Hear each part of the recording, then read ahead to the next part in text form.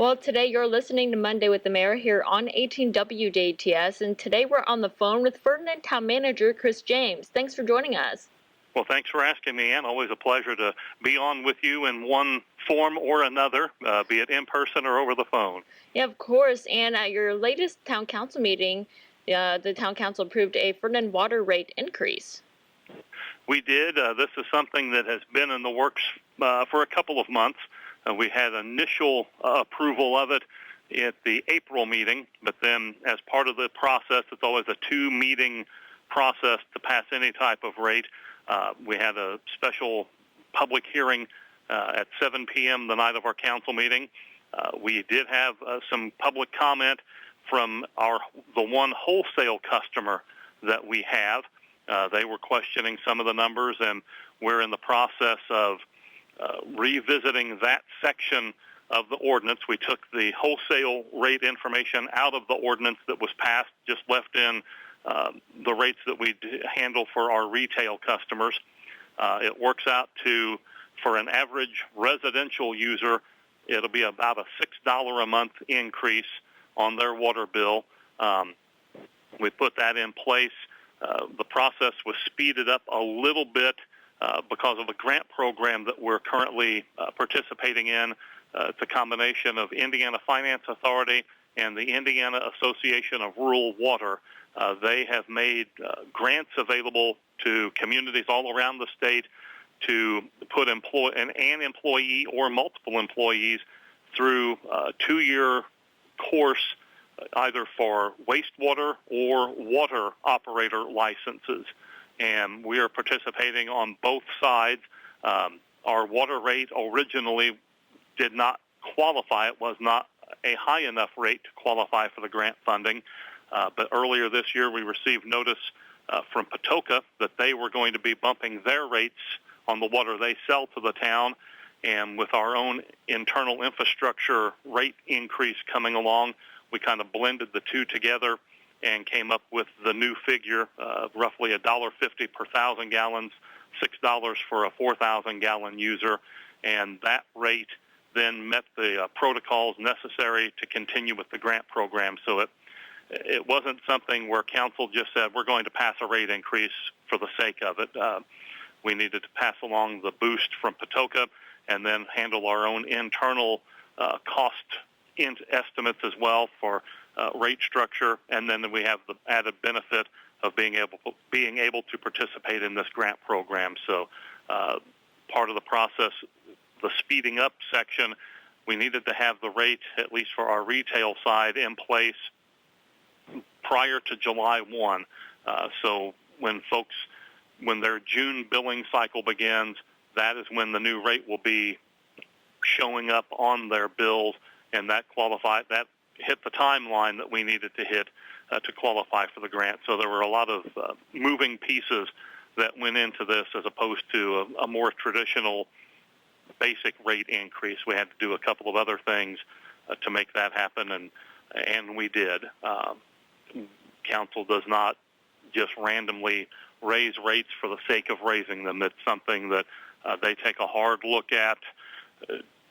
Do we want to do it right now? And if so, by how much? And we tried to keep the increase as small as possible, but while still covering our commitments internally and through the Patoka rate increase.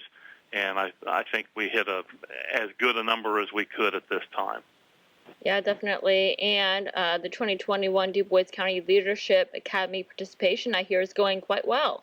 It is. We've gotten some applications already in, and contacts have been made with various HR departments or similar structure at many of our local industry and previous participating companies and organizations. So the word is filtering out. I've already received back a handful of applications and expect more to be coming through the next month. The deadline to return in an application is on June 30th.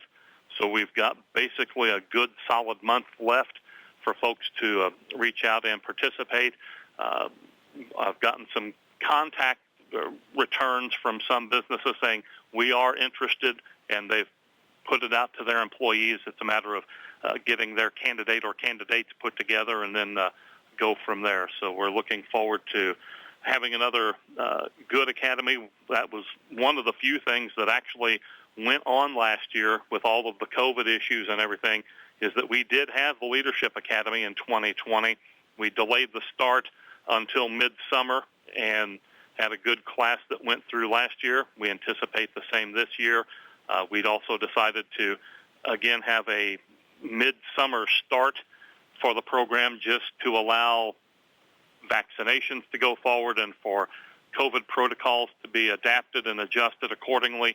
We didn't want to jump into it too soon and have things change on us where we couldn't make an adjustment, so we decided to wait until a little bit later in the summer before putting it in place again, and I think we're going to have another successful campaign this year. And speaking of the summer, I'm sure a lot of residents are excited to hear about the planning for the Ferdinand Folk Festival.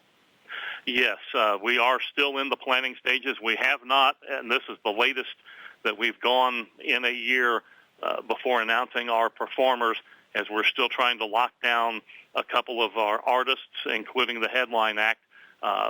But that is pushing forward. We've already started to receive some applications from our various food and arts and crafts vendors. That information is going to be out on our Folk Festival website, FerdinandFolkFestival.com. By week's end, if we can make the computer technology work the way we want it to, so that folks will be able to start to study things up. And as soon as we have the official lineup set, we'll make the big press release on that.